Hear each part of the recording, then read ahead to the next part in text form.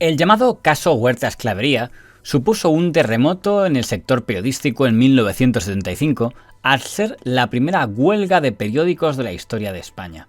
El detonante fue que el periodista, señor Josep María Huerta-Esclavería, firmó en el periódico Telexpress un reportaje en el que aseguraba que los inmuebles que el Estado cedía a viudas de militares, a mujeres que habían perdido a sus maridos en la Guerra Civil o en la División Azul, estaban siendo utilizados años después como residencias de prostitutas. Este artículo fue considerado por la autoridad militar de Cataluña como un atentado hacia el honor del ejército. Por ese motivo, el señor Huerta-Esclavería fue encarcelado ese mismo día, sometido a consejo de guerra y condenado a 2 años de cárcel. El que entonces dirigía el periódico Telexpress era el periodista señor Ibáñez Escofet, que años después sería uno de los principales referentes del puyolismo en medios de comunicación. En aquel momento, el señor Ibáñez Escofet aseguró que él no había leído el artículo del señor Huerta-Esclavería antes de que fuera publicado. Pero lo que hizo célebre el caso Huerta-Esclavería es que los sectores del periodismo catalán contrarios a la dictadura lo escogieron como ejemplo para hacer una protesta en defensa de la libertad de expresión, una protesta que, paradójicamente, se ejecutaba privando de periódicos por un día a la sociedad catalana, con una huelga de periodistas que obligara a que ningún periódico pudiera salir durante un día en Cataluña como protesta por la detención del señor Huerta-Esclavería. La huelga, que pretendía intentar que por un día no saliera ningún periódico en Cataluña en señal de protesta por la detención del señor Huerta-Esclavería, fue respaldada por las redacciones de los periódicos Mundo Diario, Diario de Barcelona, El Correo Catalán, Telexpress y El Noticiero Universal. Pero no consiguieron privar a Cataluña de periódicos aquel día, no solo porque los 2 periódicos públicos, Solidaridad Nacional de la mañana y La Prensa de la tarde, salieron, sino porque también La Vanguardia, del conde de Godó, se negó a respaldar aquella huelga y aquel día estuvo del lado de la prensa del movimiento. Redactamos un texto para leer delante del ministro de Información y Turismo, que era nuestro ministro, ¿no?, pidiendo la libertad de Huerta-Esclavería. Entonces, recuerdo que nos recibió en el ministerio. Más que nada queríamos exponerle nuestra preocupación porque tenemos un compañero en la cárcel.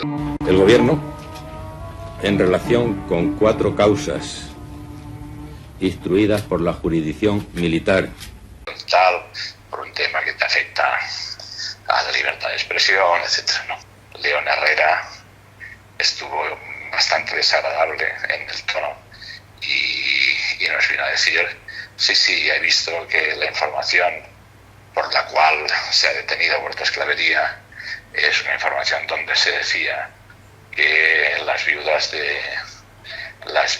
de militares habían regentado muebles y casas de putas.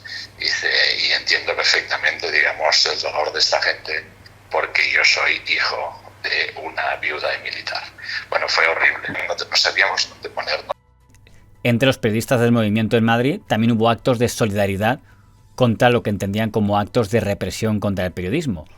Fue la llamada huelga de silencio, que realizaron en la agencia Piresa el periodista don Bonifacio de la Cuadra y la periodista doña Soledad Gallego Díaz, que fueron despedidos por el director de la agencia Piresa del movimiento, don Julio Merino, por haber hecho esa huelga de silencio en solidaridad con sus colegas periodistas. Soledad Gallego Díaz y yo, que fuimos despedidos, que ahí nos conocimos Soledad Gallego Díaz y yo, que lo hemos hecho algunos libros juntos, y nos despidieron por hacer 10 minutos de trabajo en silencio, en solidaridad con una serie de periodistas represaliados. ¿Qué pasó exactamente? Pues simplemente que estaba muy revolucionada la prensa entonces, y había mucha sanción por parte del régimen. Hay que pensar que estábamos en ese momento en los 70, 72 o por ahí, 71, 72. Y en otros sitios decidieron acciones más contundentes. Aquí decidimos 10 minutos de trabajo en silencio. Yo estaba haciendo el boletín de las Cortes, estaba mirándolo y tal, llamaban por teléfono a la gente, decíamos, lo sentimos, pero estamos haciendo. Entonces el director, un señor que se llama Julio Merino, este señor decidió ponernos en fila a todos a ver quién reconocía que había hecho esa medida de trabajar 10 minutos de trabajo en silencio. Y los otros, la mayoría dijo, no, si yo estaba trabajando, yo realmente no y tal, pero Sol Gallego, sin ponernos de acuerdo, dijimos los dos que sí, que estábamos haciendo eso. Despido fulminante. Fue el propio Adolfo Suárez, que no es entonces vicesecretario, entiendo, del movimiento. El vicesecretario del movimiento, el que firmó los despidos, porque yo me negué. Y luego, sin embargo, ellos aplaudieron enormemente y se hicieron por ojos de Adolfo Suárez. Y a mí me echaron de la culpa. El proyecto sugestivo de participar en una idea común de hacer la vida española cada día más libre, más justa, más activa, más alegre y más esperanzada es una meta que no solo me satisface, sino que me apasiona.